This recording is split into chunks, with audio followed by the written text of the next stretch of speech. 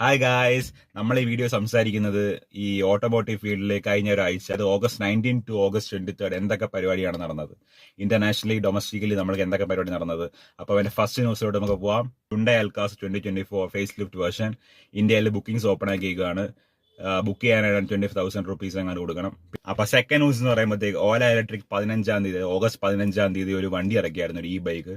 അത് hero സീറോയുടെ exact copy ബൈക്കാണെന്നാണ് അവർ പറയുന്നത്. അങ്ങനെ ഹീറോ സീറോ ഒരു സ്യൂ ചെയ്യാനുള്ള പരിപാടിയാണ്.